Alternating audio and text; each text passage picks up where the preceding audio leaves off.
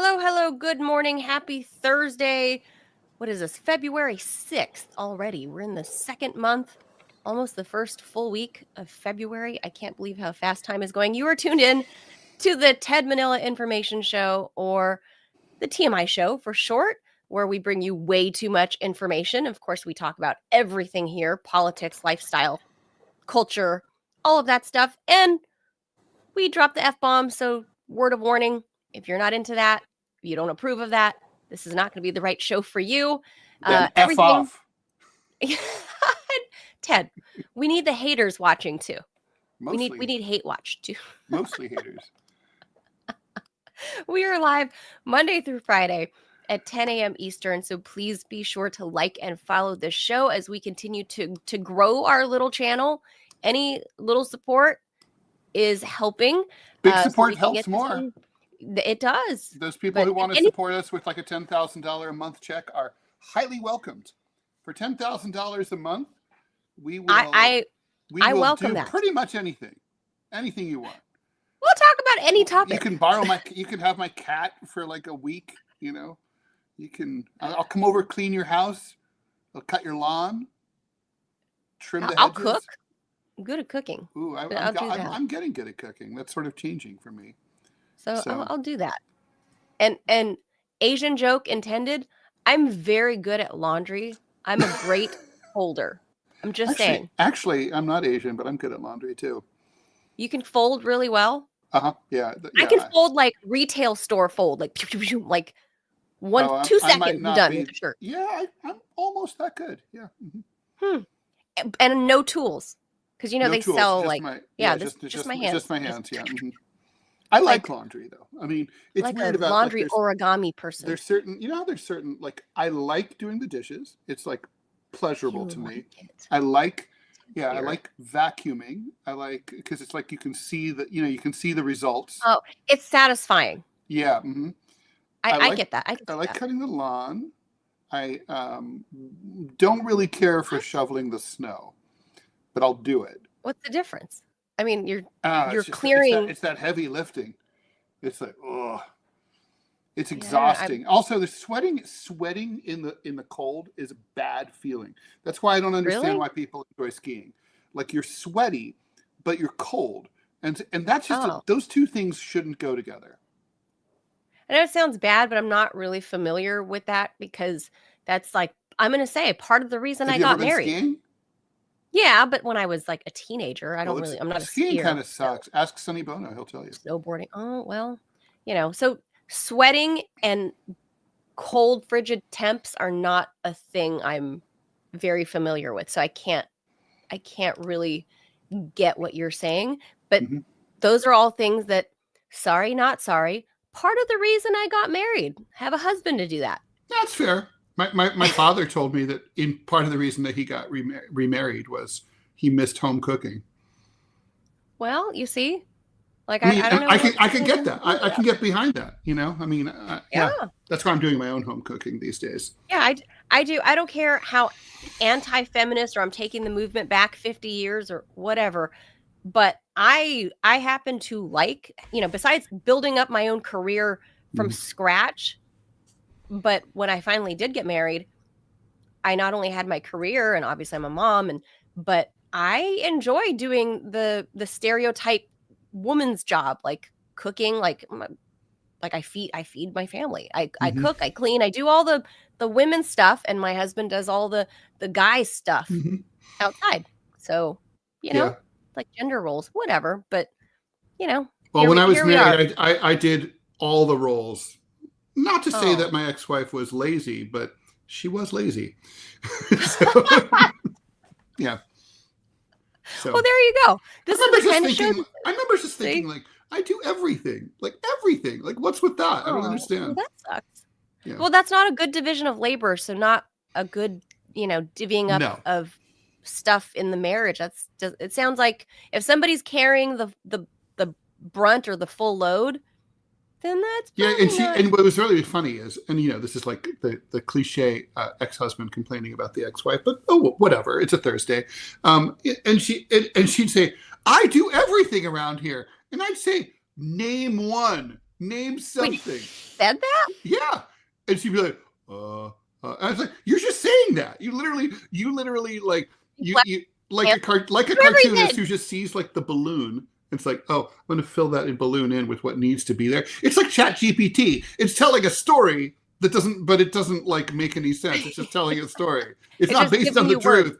Yeah. Well, it's like Kamala Harris, or whatever. Well, word salad. Okay, yeah, so that's exactly. Mm-hmm. Okay. Well, I guess that explains why it didn't work out, right? So, well, there were many other things that explain that. Division of labor, very important in a marriage. I'm just gonna say, not that I'm a pro. That was definitely not it. That was not the reason for me. Yeah, I didn't care. I just didn't like being yelled at. Well, there's that too. Oh, that's. We should get a guest that's like a marriage counselor. Oh yeah, no, for sure. I would love relationship stuff is so important. It's so good because marriages. I think I saw a recent poll that not only are Gen Zers, because they're at that age now, the Gen Zers, the older ones, they're now in their mid-20s, and that should be the marrying age. Yeah, right? It should be. Mm-hmm. And people are not. So besides birth rate decline, but people are not, and the ones that do get divorced in like 5 minutes.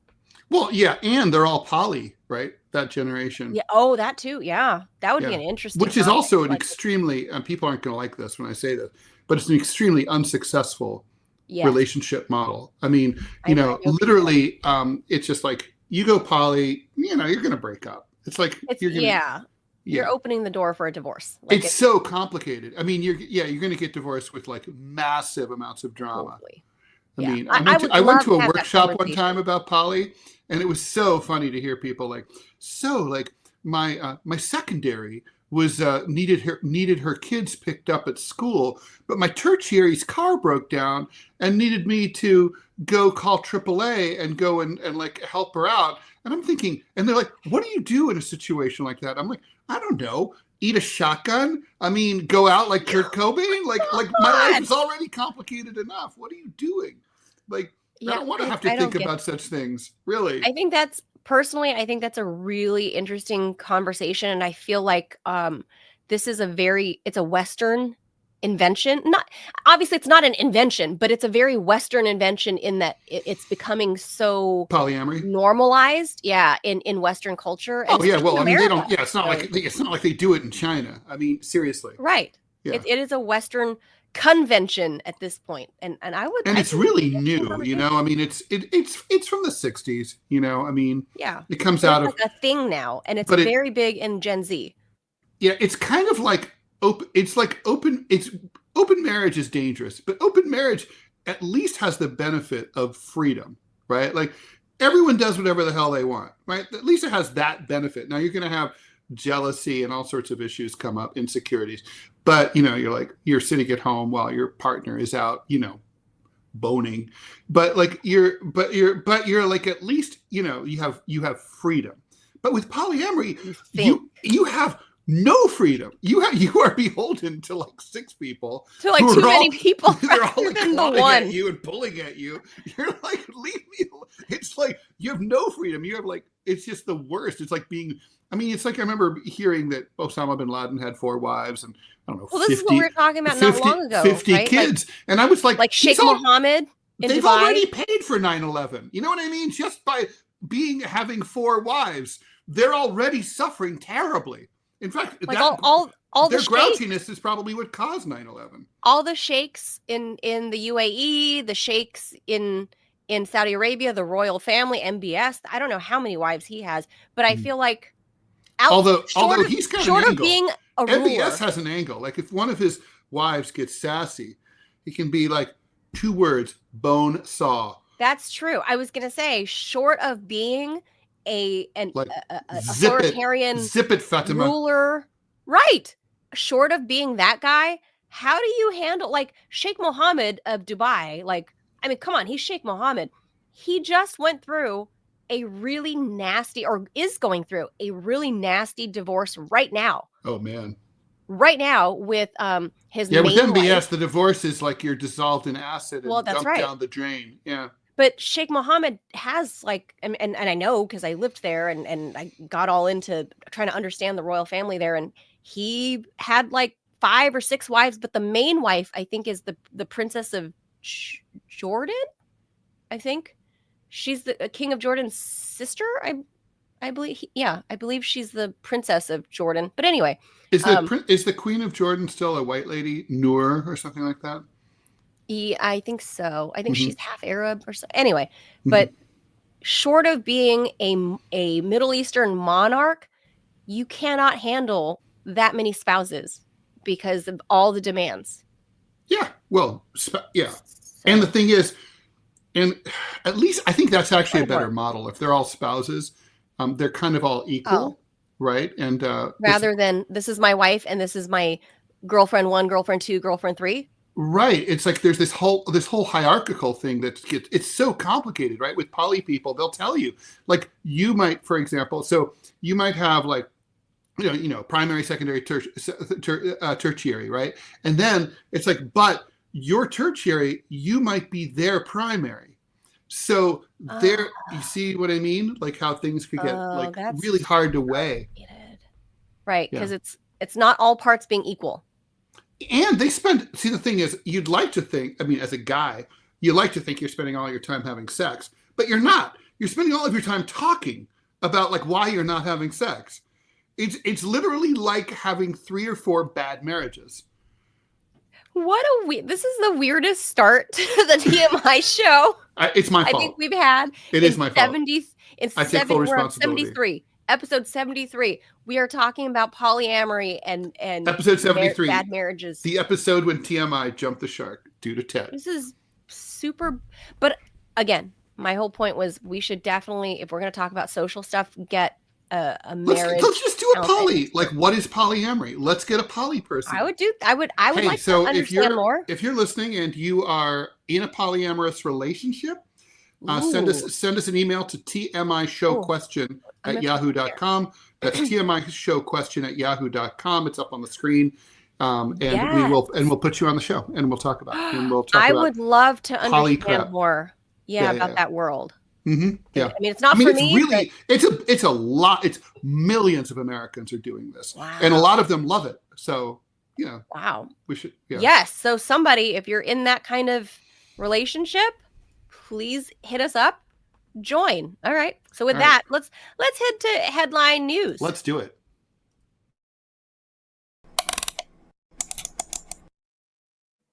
Unsurprisingly, much of the world has reacted with horror to Trump's call at a press conference next to Benjamin Netanyahu for the deportation of the Gaza Strip's 2.2 million people and a U.S. takeover of the enclave. No sense of how that would happen in any way, shape, or form legally. But the Trump administration was forced to reckon with blowback in Washington as well, as lawmakers, even inside the GOP, questioned the wisdom as well as the cost of his plan. White House Press Secretary Carolyn Leavitt clarified that despite Trump's pledge to make Gaza the Riviera of the Middle East, the U.S. doesn't plan to spend any money on reconstruction, and that it doesn't entail any boots on the ground. In other words, it's just one of Trump's fever dreams. Trump's Middle East envoy, Steve Witkoff, fielded a barrage of questions about these issues during a closed-door session with Republican lawmakers. Defense Secretary Pete Hegseth lauded Trump's willingness to think outside the box. In fact, I think he only thinks outside the box. He's never been inside the box, but said that only that the Pentagon would look at all options. Marco Rubio, the Secretary of State, said Trump had made a generous offer. Haven't heard the terms of that offer, so we don't know how it's generous, and contradicted his boss's resettlement proposal by saying that the displacement of Gazans would only be temporary. Notably, no administration official ruled out the basis of the proposal, which is the forcible removal of the entire population of Gaza. The good news, Manila, is that it's not really going to be 2.2 million people, because I think that's the pre-war population was 2.3, and I'm pretty sure they've killed 300,000 or more. So it's probably really 1.9 million. So I had read it was like 1.8 is the more accurate. I think in the end, we're going to find that 500,000 Gazans have died. According to legal scholars, this would amount to a straightforward crime against humanity, against international law. I don't need any legal scholars to tell me that. Ethnic cleansing, this is as clear a case of ethnic cleansing as has ever existed. In fact, this is clearer than what happened in the former Yugoslavia. This is one of those like, thanks, Captain Obvious memes. We exactly, precisely. I think you could be promoted to Colonel Obvious here. On the Israeli defense minister asked the army to formulate a plan under which Palestinians could, quote, voluntarily leave Gaza by land, air, or sea, as opposed to the usual way that the Israelis have the Gazans leave the Gaza Strip, which is to be blown into smithereens. Oh. Yeah, well, there's that. Yeah, so the White House walking this back. 90% of Gaza completely destroyed. Well, I mean, we're looking at it here. Thanks to the VOA, who, as we know, watches us, Ted. So, hello, yes. VOA. Hello. So we're looking at the images now that they've provided. I mean, they actually do a good job. You know, they do in most cases. Yeah, VOA does. Yeah, in most cases, and they obviously in some ways it's less propagandistic than than mainstream CNN. Yeah. Mm-hmm. Yeah, that's very true. And obviously, they have a lot of access to government, movements than most, outlets. Because in this case, what's her name? Carrie Lake is heading VOA. Did you know that? So yeah, I did know that. She's there.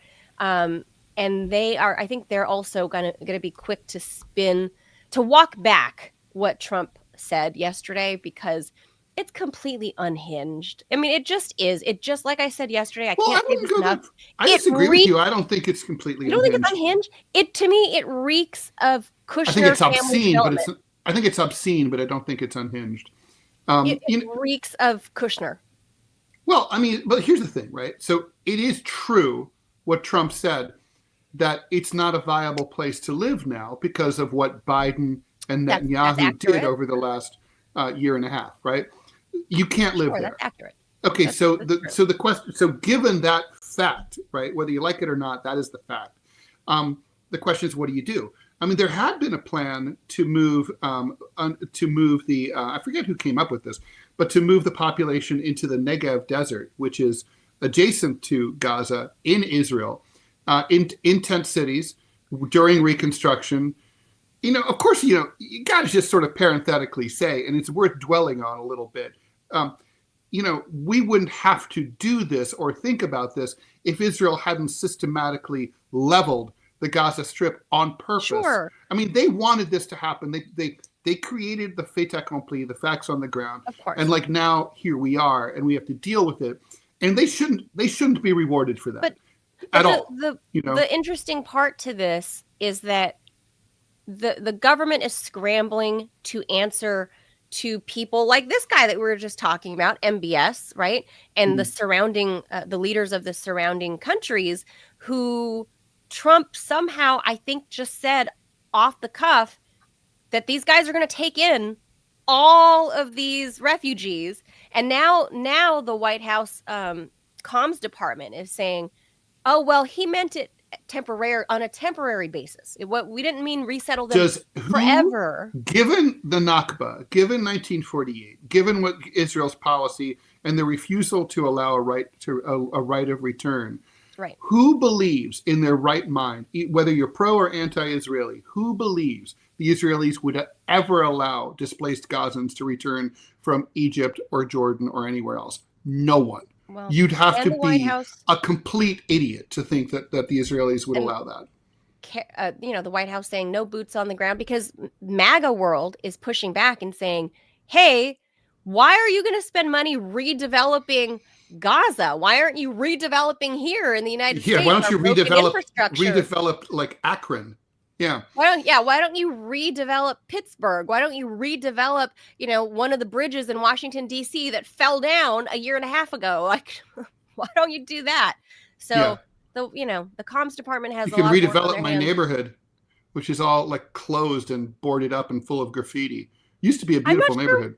What do you think is worse, Ted? The comms department having to handle an old senile buffoon Biden that says weird random stuff, or a not senile and still buffoonish Trump who says stuff that might later prove to be real? Which is worse? I think it's probably. I would think it's probably the same. You know, I was friends with a high level Bush administration PR flack, and you know, she had to deal with this kind of thing. I remember just thinking, that's not a job I'd want. You know, just like talking for other people. Other people do what they want, then you have to spin it. Like, fuck that. I have enough trouble. Clean up their mess. I have enough trouble cleaning up my own messes and spinning my own shit. Like just no. But no, I mean, I think it would be about the same. The bottom line is, oh God, what has he said now? I don't know. I would say it's harder for the Biden people. But it's like, but it is true that land. It is true that land is going to be seized. It's going to be annexed by the Israelis. Sure. They are going to redevelop it just the way that Trump said. Trump's right about all that. Not that it should happen. That is what's going to happen because the American people do not care. They are not going to rise up as one and raise hell and burn cities to make sure this doesn't happen. They ought to, but they won't. Yeah, I agree. And for the record, I think I'm arriving at it would be harder under Biden, under the condition that in that time that they were trying to hide that Biden was senile. That makes it ultra hard. Well, that's true. They have to. I mean, that is. Look, that is. I don't feel sorry for them because anybody who's hiding something like that is, you know, really anti-American. I mean, like you're literally participating in a long-standing coup d'état. They installed someone who.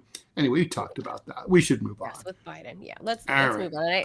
And I see our guest has logged in, so okay. We'll moving on. A little bit. All right, Trump has signed an executive order that bans transgender athletes from competing in girls' or women's sports teams by denying federal funds for schools that allow it, delivering on another contentious culture war promise. The Trump order directs the Education Department, although I don't know how they're going to do this since the Education Department at the same time is being dismantled and closed, in order to inform schools that allowing transgender athletes to compete will put them in violation of Title IX. That's the federal law that prohibits sex discrimination in schools. Under the law, schools that discriminate based on sex are not eligible for federal funding. It's the latest attack by Trump on transgender rights. From now on, women's sports will only be for women, Trump said before a crowd in the East Room of the White House. The war on women's sports is over. He said the order was part of a sweeping effort to reclaim our culture and our laws. School districts are trying to figure out exactly what all of this means. Some of them are going to do what the president says. Others are saying they won't do that. Meanwhile, the ban also extends to the 2028 Olympic Games in Los Angeles. I wonder if that, he says that the government answers my question, will deny visas for transgender Olympic athletes from other countries who want to compete at the games. I don't know how they're going to know that they're transgender. Yeah. I mean, they just have passports. We just had the whole thing with the Algerian boxer, right? The Imani Khalif, I think is the name. Imani Khalif, the Algerian boxer that and also there was a Chinese boxer, Taiwanese boxer, I forget. But the Russian Boxing Association or whatever it was came forward and said these people were barred from our competitions because their DNA test showed XY chromosome and it wasn't XX. Mm-hmm. You know? Well, it's very reminiscent of there was a lot of controversy about that. Some tests said that was true and other tests said no. So but personally she said she was just a chick. She was like, I'm just a chick. I'm just a big chick. I don't know. I don't know about that. I didn't check. I didn't look under the hood. You know, I don't know. Right. I don't know how we're going to do that. If the Olympics still even go on in Los Angeles, that's half burnt down, by 2028. I don't know if how about we rebuild LA? How about where's it going to happen though? I mean, I assume it'd be around the Staples Center kind of thing. Yeah, it would be. Yeah. Like that's kind of like the sports. Well, that area is southern LA. That's not affected. Yes, it's not affected, but with how much of the city was burnt down and the local economy being really, no pun intended, torched by the fires. Well, they need the boost. Although the Olympics always ends up costing the host country more than than they earn. As far as this goes, I'm a fan of this. Protect Title IX. And then I know people are like, oh, there's like 12 trans athletes in, like NCAA sports. And okay, then you're protecting 12 trans athletes at the expense of tens of thousands of other girls, of biological girls. That's, to me, that's like a non-starter for me. I don't care if you use my bathroom. I don't care if you're whatever. I don't care. But really, you wouldn't care about I don't have a strong opinion about this because I can really argue this issue from both sides. I really can.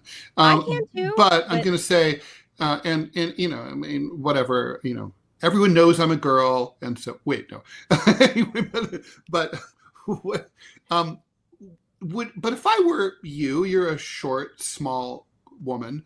I might be nervous if like a trans woman who was like my size came into the bathroom. Yeah, although maybe not. Honestly, in the 80s, all the clubs I'm from Los Angeles. All the clubs in New York were unisex, like Area, Studio 54, Danceteria, and you'd walk in there and you'd be like, whatever, But of course, I was a guy. It's not a thing. Like actual trans women in the bathrooms it's never bothered me. I grew up around it, in West Hollywood. It's not a thing. What would worry me is on the off chance that there is somebody that exploits these bathroom policies, the generosity of other women not being bothered by it, where it's some rapist that's like putting on lipstick to do that. But I mean, what are the chances of that? I know. Yeah. I mean, seriously, that's like a plot of a, 1980s film. It's slim to really. None. It's very, it's not. This is like, I mean, let's face it. This is a very, very small issue. I mean, we have the bathroom thing. Hundreds of thousands of people are sleeping outside every night. Millions of people can't get health care. A guy just died like 2 days ago because he paid the rent instead of the $450 that his inhaler then cost. He was a young guy, 22 years old. He his United Healthcare jacked up the price of his inhaler. He couldn't afford it. He paid the rent instead. He croaked. 22 years old, wonderful young man. That's happening a lot more than this. Yeah. So so like obviously for trans people, this is super important. But again, it's a minority of a minority. The problem is I don't know the answer. I just don't know the answer. I mean, I totally get like trans people. There's not enough of them to have a league of their own. So if they're going to compete in sports, they've got to compete like with their with whatever gender they identify with. There's no other way. But it's true that that's not really fair to cisgendered women. But on the other hand, it's also like not really, I don't know. I don't know what the workaround here is. I mean, what happens like even among cis women when one of them just has, advantages of height, let's say, or reach? John McEnroe famously hardly ever practiced. He practiced like an hour a day. He's just made to play tennis. His body was like, he had that reach. He could just get the ball anywhere. Michael Phelps, people did studies about like how his feet were almost like webbed. Like he was like a human fish almost, even though he smoked weed all day and just, he was made to swim. He's made to swim. Is that fair to people who don't have webbed feet? It's luck of the draw, Ted, that, I mean, you were given certain bodily parts that I was not. Yeah. Your external plumbing provides other If you're born blind, is it fair that you can't be a pilot? Like, not really. It's not fair. It's not fair. That's fine. So if you feel that you were born in the wrong body, and especially at this point when you're in college, like that swimmer, right? That swimmer in college, you have developed your whole life. You're now 20 years old. You've gotten all the male testosterone and the advantages that come with that. I mean, this is why people shoot up test, right? When they want to become bodybuilders and stuff, is because you're going to be bigger, you're going to be stronger, and you're going to lose the estrogen. You're going to lose all of these things, the feminizing qualities. If you have gone through puberty and you are now in the body, the Ted Rall body that you're in now versus the little small Manila Chan body now. Big stud. You're going to beat me in swimming. You're going to beat me in wrestling. Mm-hmm. You're going to beat me in basketball. No, that's true. I dated a very high-level tennis player in college. Martina Navratilova. And she used to always say at the time, the shittiest male tennis player is better than Martina Navratilova. And I was like, that blows my mind. But I think that's true. she backs this. She's been on Twitter like raging about this, saying that you should not allow trans players, because it's always that way, not my way around to yours. It's always male. Caitlyn Jenner says the same thing. Caitlyn Jenner says the same thing. It's always males that transition to females that want to enter female sports. That is true. It's never a Manila Chan becoming Manilo that wants to go in the ring 10 rounds. It really would, even though it would be bad for their career, it would massively help the trans movement if there were a woman who was at a high level willing to just say, I want to compete with the men, even though it's going to hurt my chances. I mean, I don't know why anyone would do that, but they'd be a martyr for the cause.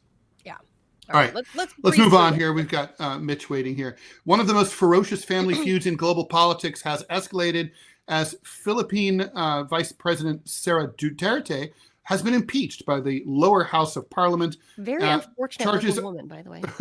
Charges are not yet public, but Duterte previously was accused of misappropriating public funds. What? Corruption in the Philippines?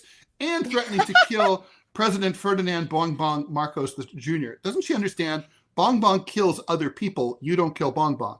She denied the allegations and says they are politically motivated. The legislature is controlled by a Marcos ally who wants to be president after Marcos's term ends in 2028. It's a clash between the two most powerful political families in the country. Duterte's dad is former President Rodrigo Duterte, a populist who was president from 2016 to 2022. Dad will kill. Yes. Marcos Jr. is the son of late dictator Ferdinand, and who was, of course, married to the shoe horse of Asia, who was deposed in a coup in 1986. Sorry, a revolution. In the elections in 2022, the two families joined forces. They won handily, but fell out over some key issues, especially foreign policy.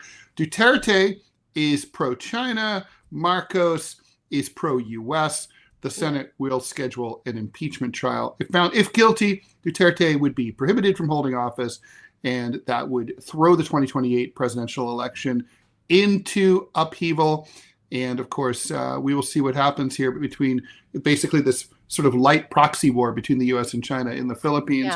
Yeah. Personally, I think both of these families should be banned under Filipino law from running for office. I mean, Bongbong literally had his policemen run through the streets of Manila,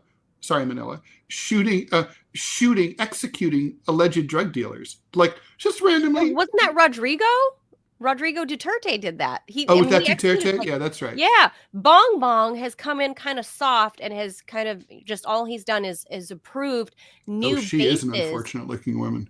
Yeah. Bongbong if she wasn't Asian, she could look like a death camp guard. I know. Didn't I say? I told you this could be tied to the last. She has a face like an E. Yeah. I wasn't sure if I was like, Sara Duterte, are we doing the trans? Oh, this is Sara Duterte. Maybe she's hot.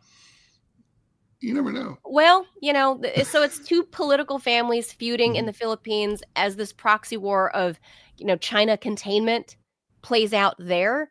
And like you said, the Filipinos should be angry that these are their two choices. Just like we had, right? We were Clinton or Bush here. Like, can we throw them both out?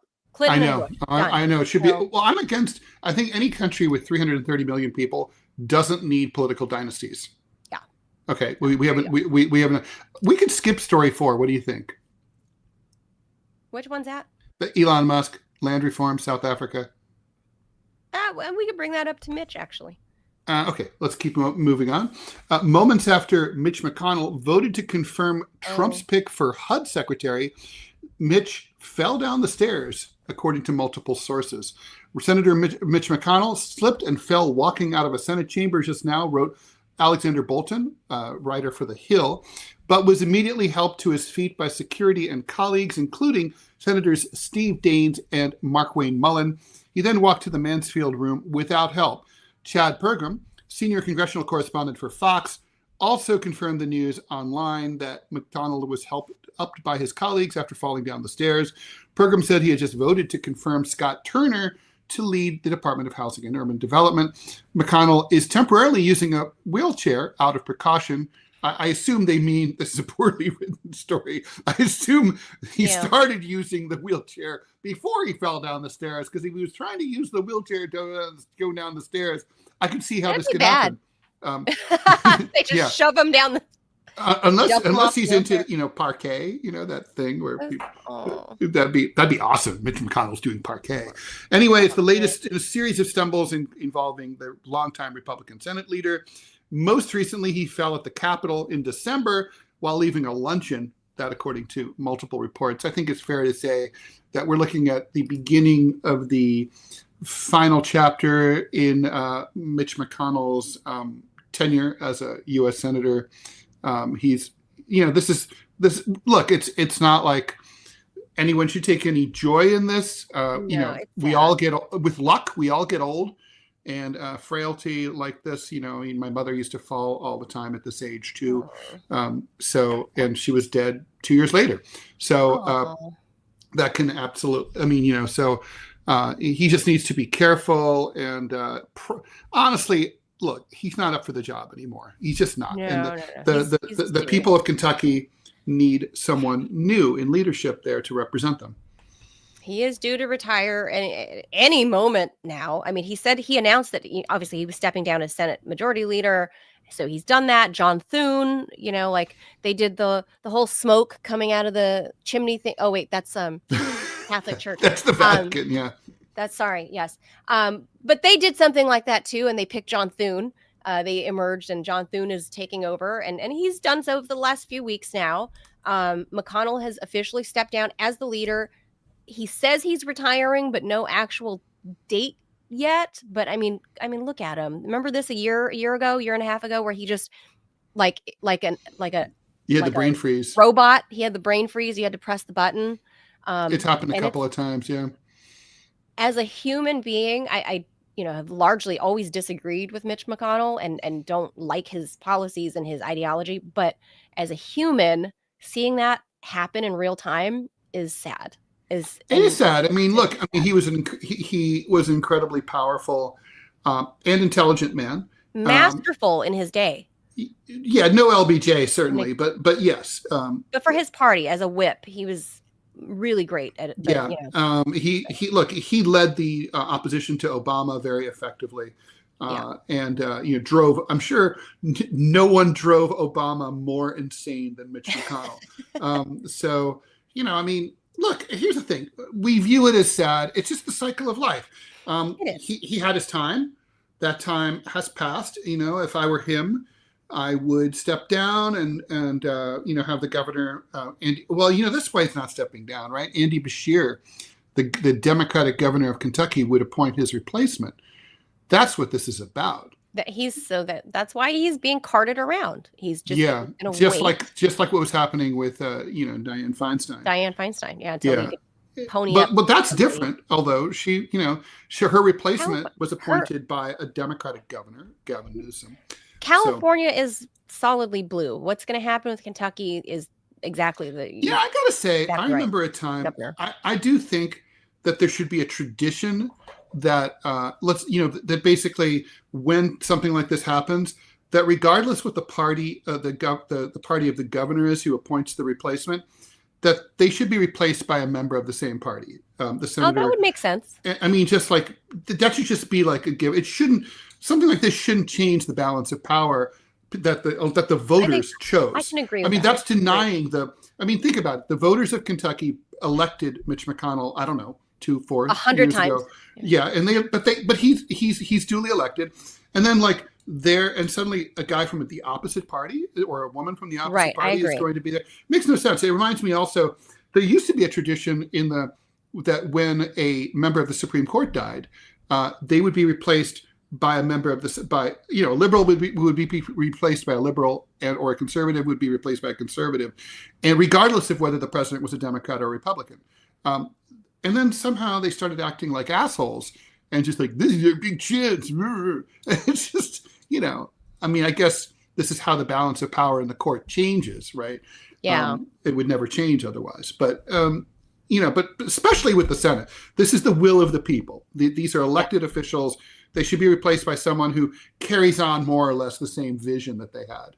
Yeah, exactly. That they voted for Mitch McConnell literally 100 times. He's been there since the dawn of time, since Kentucky was established as a state. So just so true, so true. Anyway, we all remember that time he met Daniel Boone. That's right. Yeah, he was hanging out with Davy Crockett with the coonskin hat. Oh yeah. Who doesn't remember that? All right. Let's move on. Let's flip gears and bring in our guest.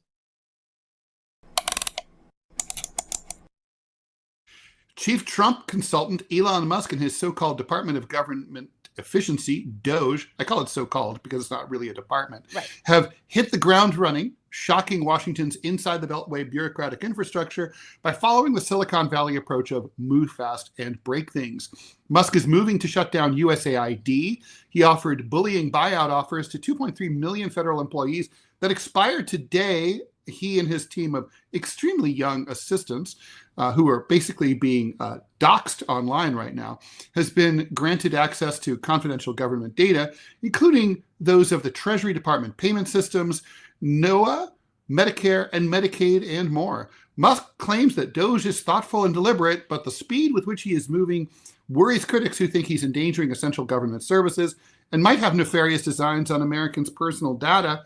What's next for DOGE? To help answer that question, friend of the show, Mitch Rochelle, is coming on. Mitch is a media commentator, thought leader, podcaster, public speaker, and brand ambassador on all things macro, including real estate and housing, capital markets, the economy, and business trends. Mitch, thanks for joining us here on the TMI show. Good morning. I didn't realize there was video involved. I did shower people, just so you know. I have a little bit of bedhead.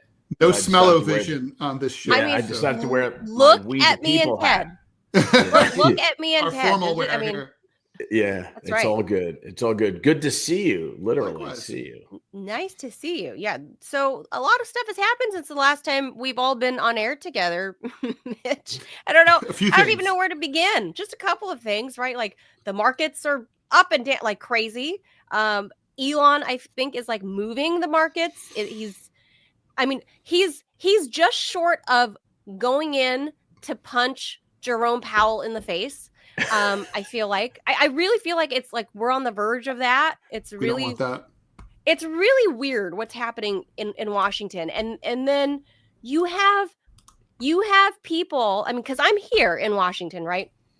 And you have people that are protesting outside, right? Protesting. I don't even understand. I don't know if they understand what they're protesting, because they're like, before the Trump election, they were like, we demand change. We want accountability. Our government, we want, money for the people and these social services or whatever. Now they find out what the social services we're actually spending the monies on. And they're like, get Elon Musk, hang him by his toes. But what is happening with the American psychology that they're pissed off that Elon is just airing out all the dirty laundry in Washington? First of all, I don't think the American people writ large are upset with Elon Musk. I think that the swamp creatures are upset with. Look who showed up the other day to yell and scream in the street. You had Schumer reading his notes. You had AOC. You had squad members. You had what's his name from New Jersey, the only senator from New Jersey who's not in prison right now. Cory Booker. Cory Booker. That's right. All of these are swamp creatures. And here's my take on it. The phrase that was workshopped in focus groups is that Elon Musk is unelected and he's doing this government job, right? But what he's trying to do is attack the bureaucratic state of this nation, which is a big money suck of taxpayer dollars. The administrative state is comprised of unelected people. So we have an unelected person that is going after unelected people that are spending our tax dollars. I'll say this real quickly. I come from a long line of liberals in my family. I'm the outcast. There's no question about it. But I remember my father mostly, my mother didn't, but my father read the New York Daily News every day. And that was in New York, the newspaper of the people, because the working people of New York were all Democrats. And there was a cover story somewhere in the 70s, I can't timestamp it, about government waste. This was during the Nixon administration. And they rattled off a list of where our hard-earned tax dollars were going. Okay. And it was a study to compare the efficacy of a Phillips head versus a flat screwdriver, like all this stuff. Okay. I'm having this deja vu moment because if you look at the ridiculous list of stuff that U.S. aid was spending money on, it's the same garbage. Okay. Diversity, equity, inclusion programs in Angola. Like, what the hell? So I think this is low-hanging fruit. And what's appalling to me, and should be appalling to voters, forget about the idiots screaming in front of the Capitol who were elected, but what should be appalling is that the government is not, like, every member of the House and Senate should be on board with eliminating government waste. But what they're doing is they're so worried you get rid of the transgender studies in Serbia that we're spending money on. What's next? Oh, it's probably the pet project that I shoved onto a bill at some point so I could get votes for, something that the people who paid for my reelection wanted. So that Elon Musk is not a threat to, these stupid, idiotic programs. He's ultimately a threat, if he continues pulling on that string, a threat to the special interests of all of these idiots who we voted for. Mitch, what do you think is I think as far as I'm concerned, look, I'm an economic nationalist. I don't know why, Manila just put up a thing about $420,000 of U.S. taxpayer money going to help Indonesian coffee makers. And I like me some Indonesian coffee, but, Sumatran coffee. As long as there's one person sleeping outside in the United States, I'm not into that, right? So my question is, how do you think these programs, we can laugh about them. William Proxmire, for those of us who are old enough to remember this, used to constantly enumerate examples of wasteful and hilarious government spending like this. But how do you think these programs, first, how do they happen in the first place? For example, the Indonesian coffee thing. Do you think that, like, someone in the Indonesian government asks us, hey, could you help my cousin and his coffee place and then, like, he does something for us that somehow we actually need, but they can't really explain that to the American people. But really, there is some kind of, like, quid pro quo that sort of benefits American security or other interests. I think it's not to create a boogeyman in the story here, but I think it's a lot of work of NGOs around the planet. And NGOs get the ear of somebody. And so from the NGOs ask to a congressional aides' ears, somehow all this stuff gets added in here. I will argue that there's probably good intentions with all of it.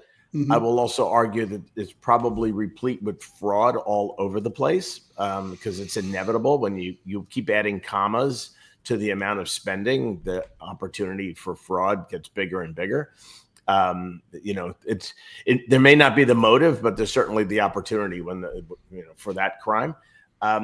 But what I find interesting is, and again, I'm going to get historical in this perspective, when career politicians run for office against people who come from the quote unquote business world, and I could be talking about local government or the United States of America, you hear this soundbite, he'll run this thing like a business. Okay. Mm-hmm. That's exactly what Donald Trump's trying to do.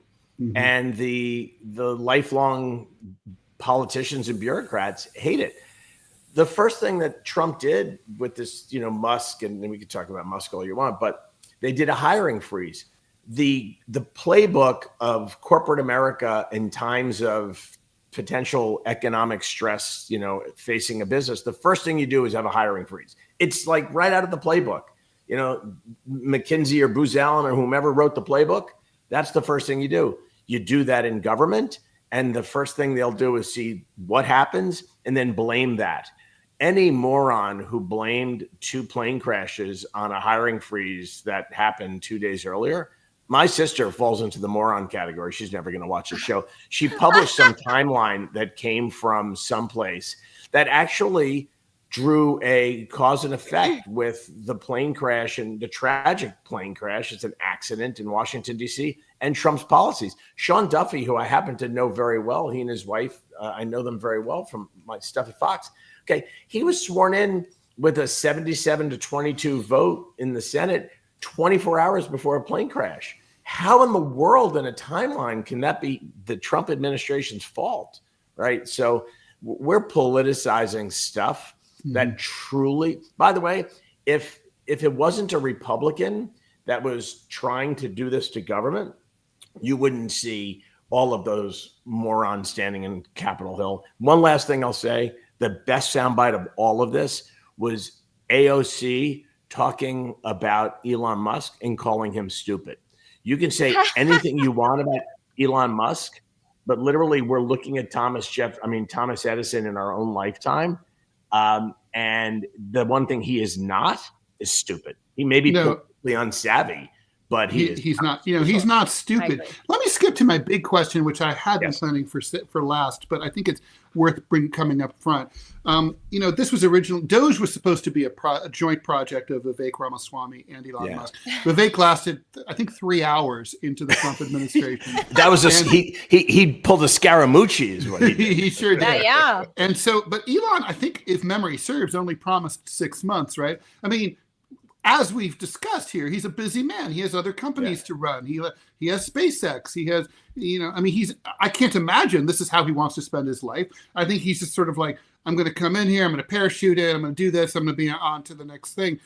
We're not getting him beyond. This is a 6-month operation, right? Am I right? Yes. No, you are 100% correct. First of all, I don't think he has the attention. I am not a doctor, so I'm not going to throw diagnosis codes out. Will. Okay. All right. But as a parent, Spectrum. I know attention deficit disorder when I see it. Yeah. Right. He doesn't stick with anything for very long. And by the way, I think the planet would be better off with Elon Musk, and this country would be better off with Elon Musk trying to solve something else. Okay.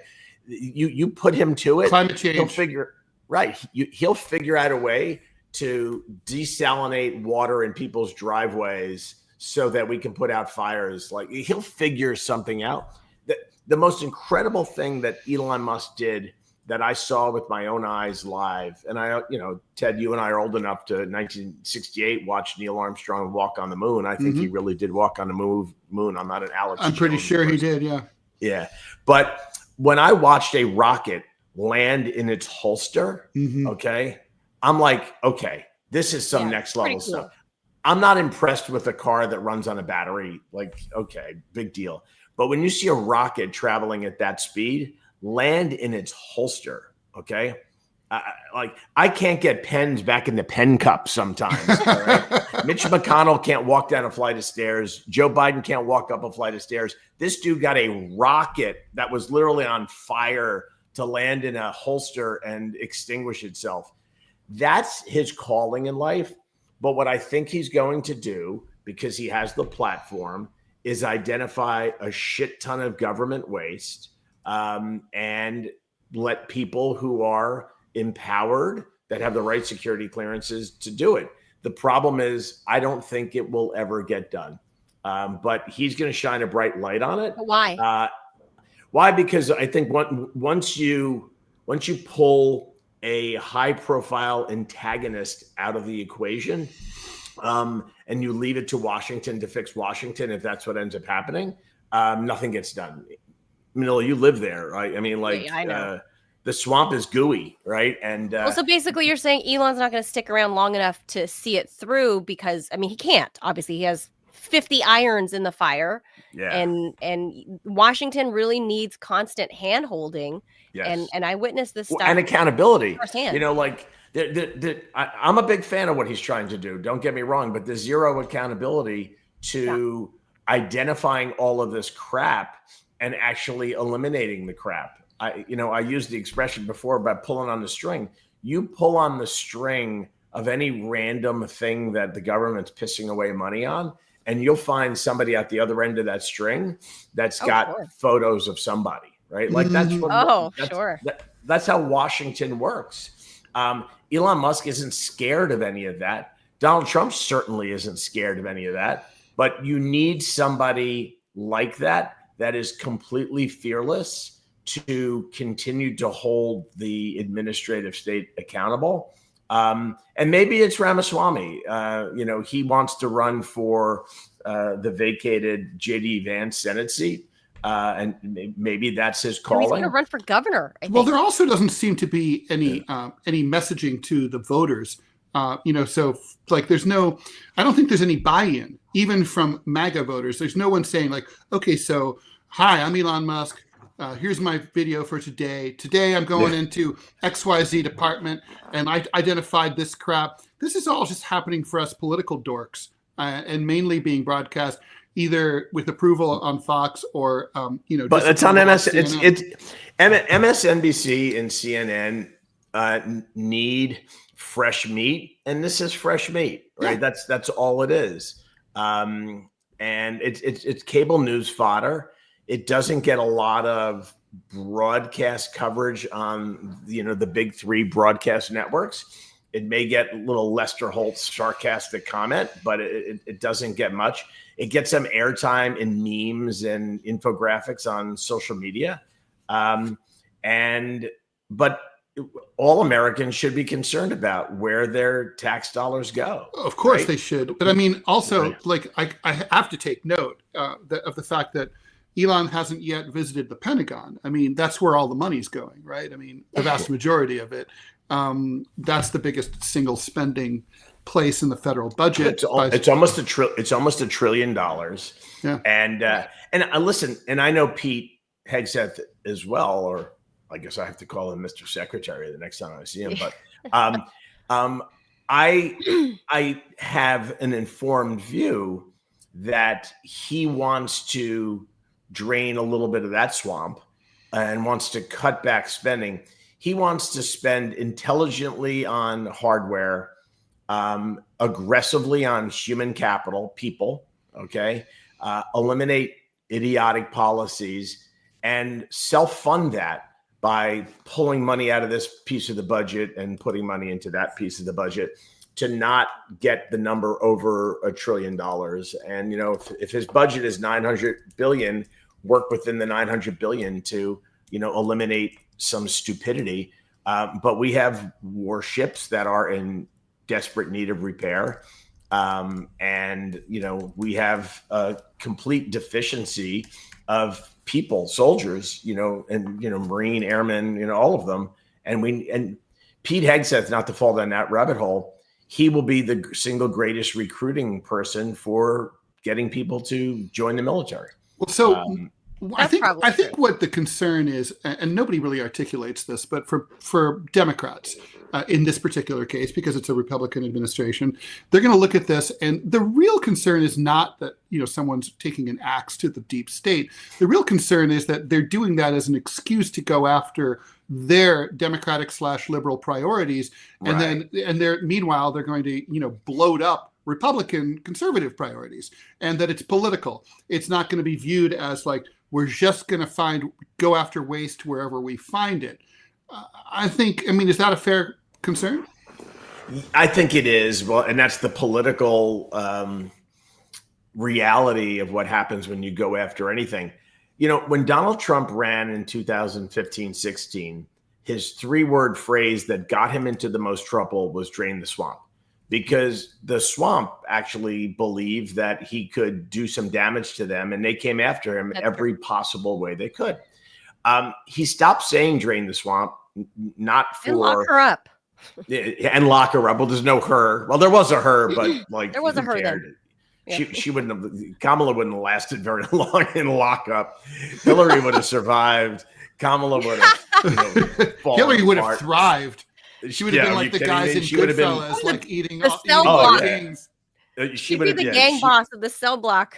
100%. Ted, your Goodfellas reference is correct. They would have been in special quarters. She would have been a cripper, but whatever gang, she would have been the kingpin. People would be getting whacked and getting shivved in gem pop. The warden would be quaking in fear. That's true. But I think it's almost as if somebody in the messaging team looked at Pierre. I can't pronounce his last name because I'm not Canadian. Ted, I'll leave that to you. The opposition leader in Canada. Oh, I don't know. Whose catchphrase was, "Let's make common sense common again." And I think that at the end of the day, let's put politics aside. I was going someplace with the story until we fell into the Oz rabbit hole. But the fact of the matter is that if your strategy is common sense, everybody can get on board with that, right? Just common sense. The problem is when you start politicizing the corner of it because you have an ulterior motive, you start looking stupid. And that's what, if Trump, from a messaging perspective, can just stick with common sense. I was laughing my ass off, in the green room when you guys were talking about girls and men and women's sports and stuff like that. I played in a golf tournament with Caitlin. She was in the hole in front of me. Yeah, she was in a hole in front of me. And so she said, and women could have played from the women tees. Okay. And she said, and I was standing right there in the tee box. She goes, I couldn't play from the women. Like, how would that be okay? All right.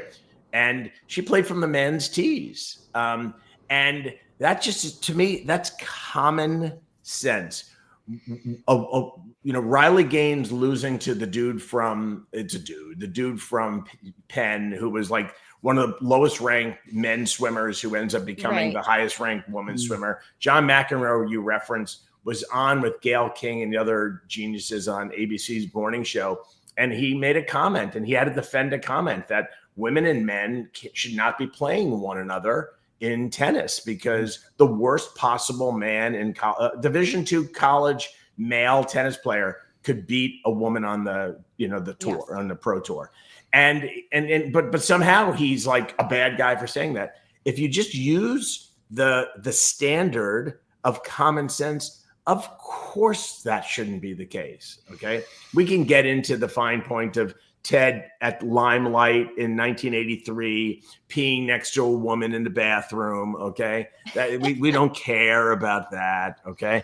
But the fact of the matter is, if you just use common sense, and that's literally my approach to every dinner time argument that I have with somebody that's on the left that is not as common sensible as my friend Ted Rall, that brings up some stupid point about what the Republicans are doing. Like, if you use common sense as the standard, it makes sense. And not be in the cult is right. Either cult. There's two cults. Either cult. Yeah, right. I'm in neither camp, so I don't. I see cults are bad for what it is. And cults are always bad. Yeah, and well, so Mitch, I want to talk real briefly about like the markets. Like we talked, I mentioned it at the top, and obviously markets responded very quickly to all the tariff talk. I mean, the tariffs that never were, right? I mean. So it's a bit. I had that on my bingo card. They lasted as long as they take. Right, yes. Like, so all this tariff talk, the markets responded immediately Monday morning, and then the tariffs never happened.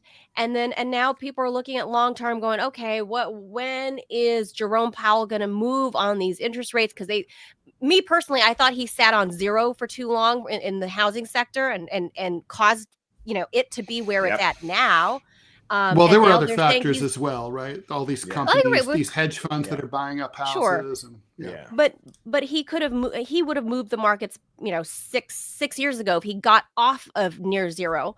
And don't forget, he was jawboned by Trump when he tried to raise interest rates, right? Mm-hmm. When Trump was the sitting president and Powell wanted to raise interest rates, Trump was beating the crap out of him on then Twitter for trying to raise interest rates. Well, because it was a big jump, right? So it startled consumer confidence. And I mean, but that's why I say my complaint, having had Trump wanted to juice the economy. That was his policy. He didn't inch up Powell just came and went, okay, we're going to 5%. And people were like, what? Yeah. Like, It reminds me when that happened, it reminded me of the old days of payphones here in New York, when the payphone went from a dime to a quarter. And I was like, wow. It was like, what? Like, that's I'm going to go crazier than you. Forget about the payphones, because you're a New Yorker and most of the audience won't know what the hell we're talking about. The bridge on the West Side Highway that connects the Bronx and Manhattan was a dime. Okay. It was the only functional use of a dime that people had at the time. You had to keep them in your car. Okay. Yeah. It went from a dime to Throw a dollar. it in there. A Yeah. It went from a dime to a dollar. It's like, what? What? Wow. Well, that's how you balance a budget. Yeah. So, Trump is back at it. He's I think warming, heating things up between him and the Fed. He has no control over the Fed. The markets are responding again. Then they're responding to TikTok. They're now responding to this new AI DeepSeek, right? Saying, China, Australia, Taiwan, New Zealand, basically all the Western countries are like, DeepSeek. They're going to give all the information to the Chinese communist government. We can't, first it's TikTok. Trump weighed in on TikTok, put a pause on that. Yep. Is he going to move the tech industry by basically cooling everyone's heels on DeepSeek, because the markets went crazy last week over DeepSeek? Well, let me give a macro market view and not get too deep on any of the 15 topics you just threw at me. But just a lot of everything from Trump. No. I'm with you. Just have me back on. We can unpack it all. But the market is largely overbought in certain sectors, and technology is the sector that it's overbought. It doesn't mean that the value of those stocks is higher than what they quote unquote should be. It's just that there's more buyers than sellers, which is what drives prices up. Okay. So it's logical for people with significant gains in those stocks to be asking the question, when is it time to sell? Should I sell? Should I sell? Right. I'm giving a kind of a retail view of this. So you get a news story like China's got a product that can build AI better, faster, and cheaper than relying on NVIDIA. And boof, NVIDIA gets the ever-living crap kicked out of it, and its stock price falls 20%. Okay, only hurting people who bought it, in the last 20%. But if you've had it for a year or two and it's gone up 400%, whatever. But this is kind of what happens when you have these stocks that are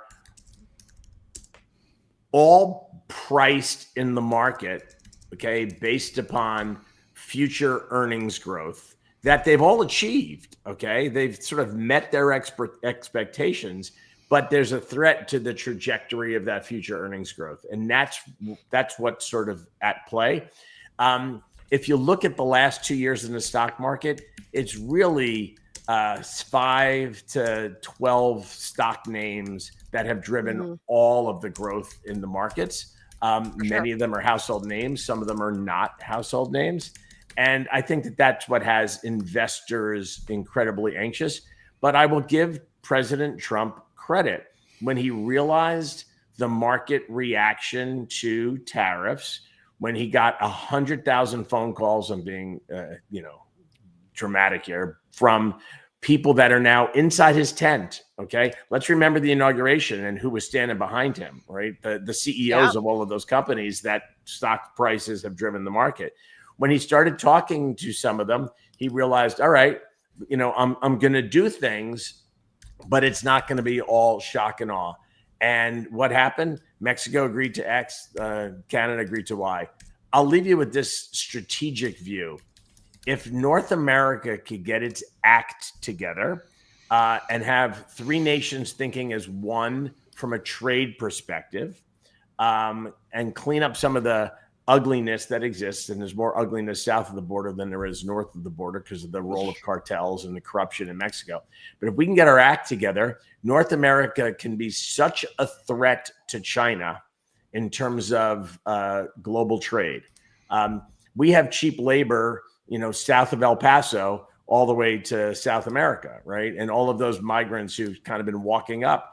But, if Mexico can co-opt some of the nations south of it, I mean, stuff can get made down there at prices that could easily compete with China, creating better quality of life for the people that are down there. I think North America can truly be China's biggest threat, and that's what the leaders of these countries need to truly focus on.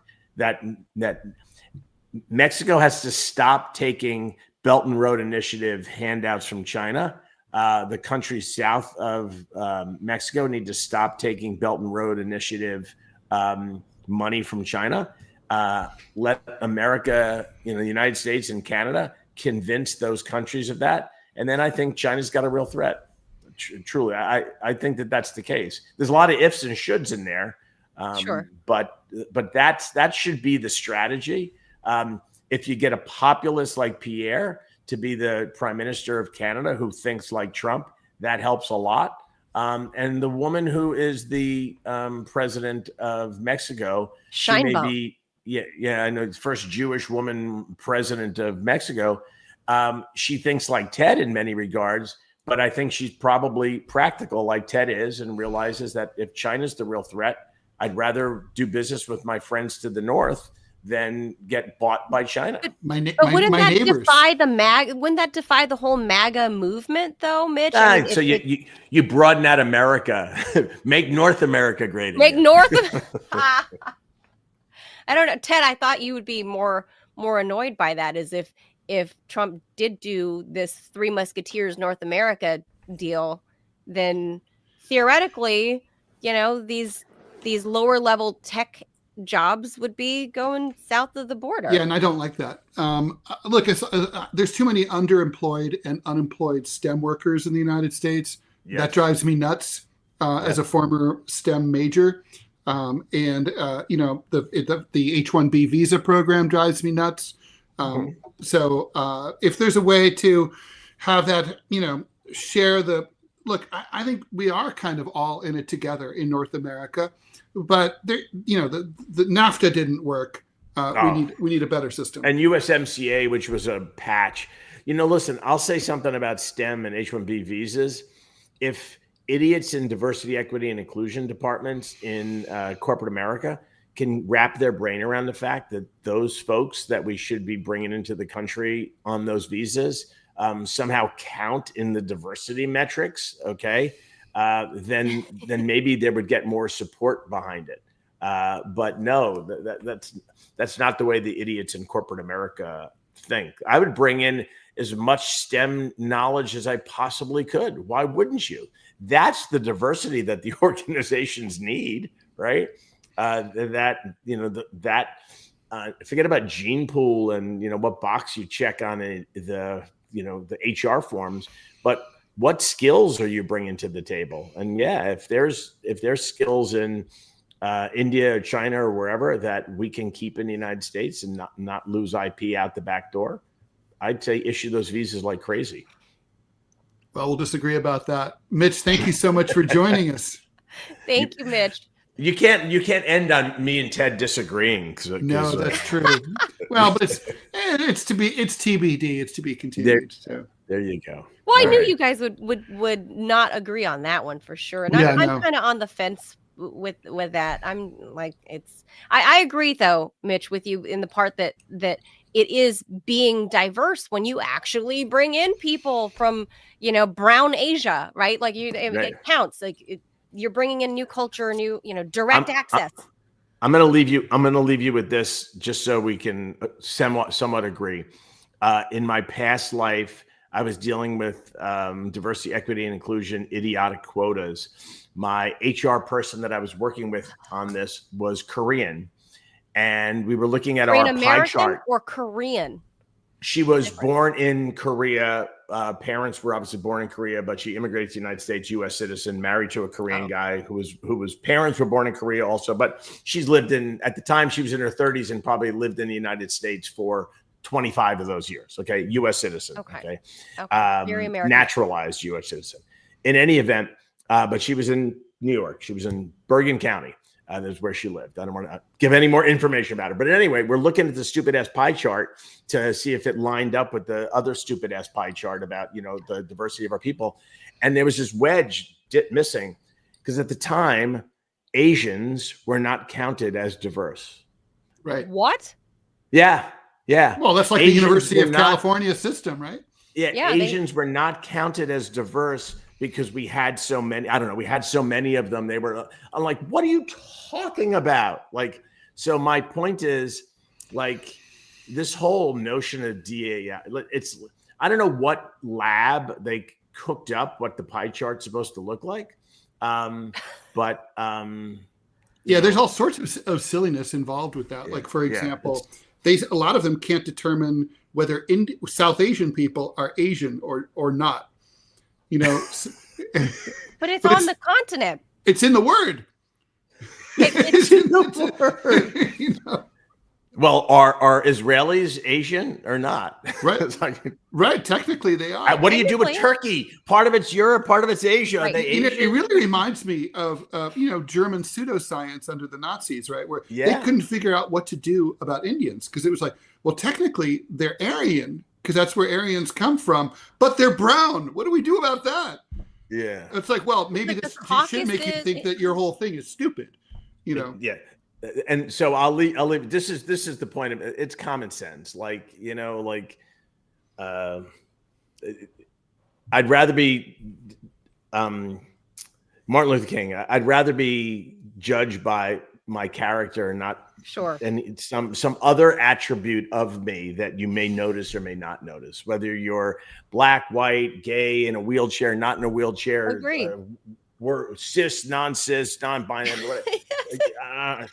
Judge, all three of us want to be judged by the viewers and listeners of this program by our character and our point of view, not like, what we look like. Mine and Ted's poor. No, I hear you. Yesterday morning, I was listening to NPR, and a great example of that. There was a fascinating. It was a piece that turned out to be fascinating, but with an incredibly annoying opener about the role of black fashion designers, 50 to 100 years ago, including the black woman who designed Jackie Kennedy's wedding dress, and she was apparently the first black woman to have her own boutique on Madison Avenue at a time when that was it's still very hard. And for anyone. And anyway, but it all started out with this guy they interviewed, and they were like, as a black designer, I didn't see anyone who I could identify with. And I was like, oh God, here we go again. And then it gets into what turned out to be actually a super interesting story. And I was like, why not just like I don't care whether you identify with someone. I mean, I don't identify with someone because they're white. I don't identify with someone because they're half French, half German. If they're half French and half German, I don't care. I don't have anything in common with them. I don't identify with someone because they're from Kettering, Ohio. I don't identify with someone because they went to Columbia University. I don't identify. You know what I mean? I don't get it. I don't think most people think that way. When there's a fire, I want somebody running through the door who's capable of putting out the fire. Mm-hmm. I maybe dragging you out. I don't want dragging me out alive, and God forbid, making sure my dog gets out alive and loved ones. Okay. I do not want somebody coming through the door that was born in Bronx, Lebanon Hospital, because I was born in Bronx, Lebanon Hospital. I don't give a shit. Okay. I want it to be a big dude. Okay. Who can carry 80 pounds of gear and run upstairs, who doesn't care that the building's on fire, and save everything that's dear to me. Okay. But yet in Los Angeles, where I just returned from yesterday, you had the chief of the fire department talking about like people running into their house that looks like them. That is, I'm going to go back to it. There was no common sense to that comment. Okay? I don't believe that's true either. She also said a controversial thing, 2 weeks ago, where she said not only that we want firefighters that look like us. That no, we don't. I'm from Los Angeles. No, we don't. Number one. Number two, she said that when they asked, about pulling out your comrades from the fire or whatever. And she said, Yeah. well, if that was my coworker and he got himself into that situation, well, he shouldn't have put himself in that situation to get trapped. Yeah. By the way, grounds for court martial in any branch of the military, you leave a soldier on the battlefield, right? She actually said that, Ted. You didn't hear the That's insane. That she said that if one of her colleagues, a firefighter, if it was a man, a big guy, got himself trapped in and she couldn't get him out or whatever, and she says, well, my better question is, why did he put himself in that situation where he could get trapped? And I went, because he's a firefighter. Because he's a firefighter. By the way, oh my God, there's two jobs. There's two jobs that the title of the job tells you what you're supposed to do. Doorman, okay, for you people who live in New York City, doorman. Yep. Okay. You're a man and you stand by the door. Okay. What? Forget about that. Okay. And firefighter. Literally, you fight fires. That's your job. Okay. Right. Shouldn't be I saw a rap, so I got you. No, I was doing this about the fire. I thought that was I thought that was the universal symbol for. But it is. We've taken your time. There are some, butch ladies who probably could do the firefighter thing. Not a lot, but by the way, so long as they could pass the test that their fellow firefighters take that are men. Okay. And there are things that could be modified, right? Like for years, you couldn't be a pilot. No modifying the test, unless you were a pilot. No modifying the test. But if you were a pilot, you had to have 20/20 vision naturally. Obviously, you can wear glasses or contacts. Yeah, it's fine, right? Correct. But when it comes, but if you have to do 100 pull-ups without gear and 10 pull-ups with gear, then if that woman can do 10 pull-ups with gear, right. You can give her the gear and she can save all the lives in the world. I'm going to leave you with one little nugget that's fascinating as a Floridian. In Florida, first responders who are non-police, so firefighter, paramedics, are allowed to carry, as in handgun. And the reason is because they're by definition, again, we know what their job is. They are first responders, right? There's no confusion about it. And if you are a paramedic and you get to the scene first and seconds count, in terms of saving life. If in New York, in California, they have to wait for the police to come because the police have to protect them if they have to go through a door. But in Florida, they're trained if they're righty to have their gear bag on their left-hand side across so they can access a service weapon. Okay. Doesn't that talk about making sense? Now, by the way, if that's the job responsibility and they're willing to sign up for that job, then that's part of the job.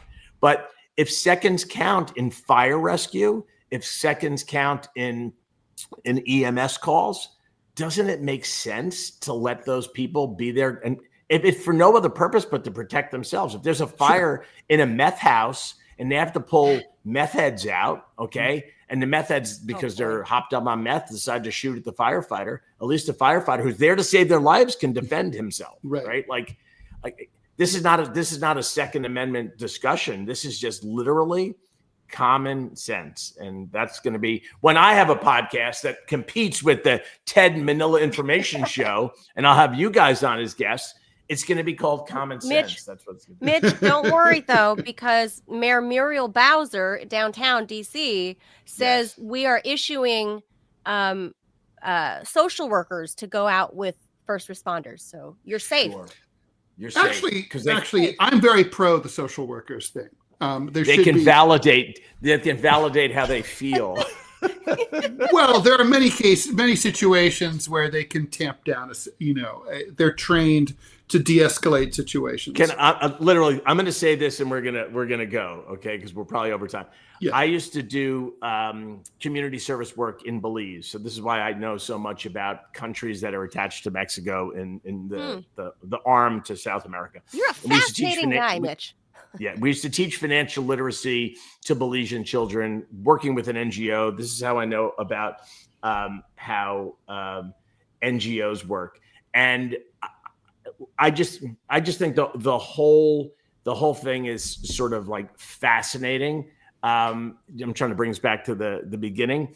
There's good work that can be done, but it just literally has to be done the right way and not piss away resources. Like there's a lot of good people in this country that are willing to do good stuff, and we just need a reason to do it. But while I'm in Belize, we had a problem, and I ran the project. We had a problem that there were people on our team who were out until 3 o'clock in the morning drinking and stuff like that. We had a former New York City police lieutenant who was part of our corporate security team. And he stops me at 6 o'clock in the morning when I was out of my room and says, we had an incident last night. And I said, Joe, what the F? Why are you telling me now? Why didn't you tell me 3 hours ago?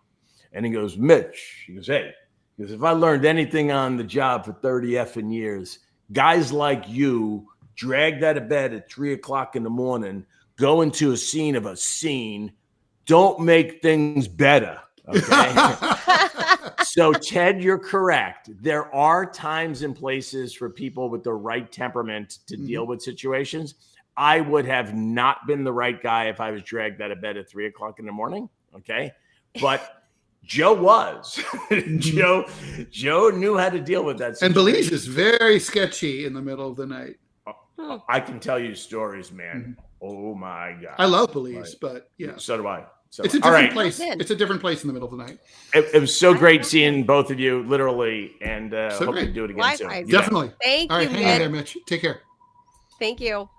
I was thinking about what Mitch said about that test. I was a longshoreman for a hot second when I first got to New York, and the test was really simple. You had to drag a 200-pound bag of sand, and you had to get it off the ground. You couldn't let it touch the ground, and you had to move it 200 yards. You have to pick it up? Yeah, you can do whatever you want. You can. Some people carry it in front of them. Some people put it on their backs. Some people put it on their shoulders.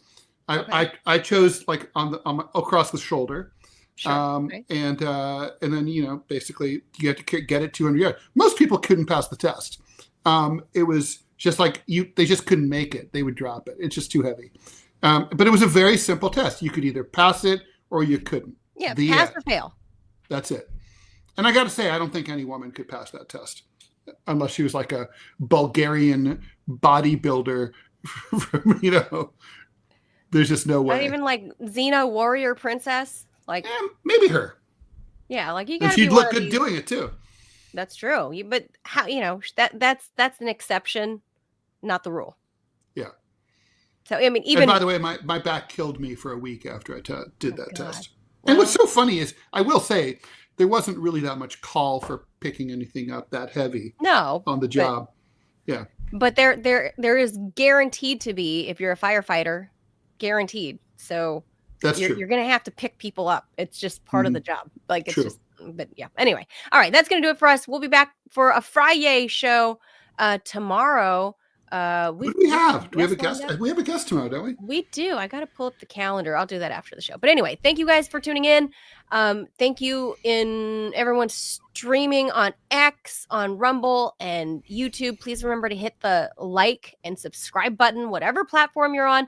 And thank you for those of you listening to us after we're One live plug on the RSS. Please subscribe to my Substack, tedrall.substack.com. There you go. And yeah, we're going to get ours, now that we're inching towards our 100 episodes, Ted, and getting our juices going with guests and getting the it's getting fluid. We're going to start working on that too for added value and content. That's true. So hopefully you guys will follow us there. So thank you guys. We'll be back tomorrow. Hasta mañana. Thanks for sticking around. Bye, everybody. Au revoir.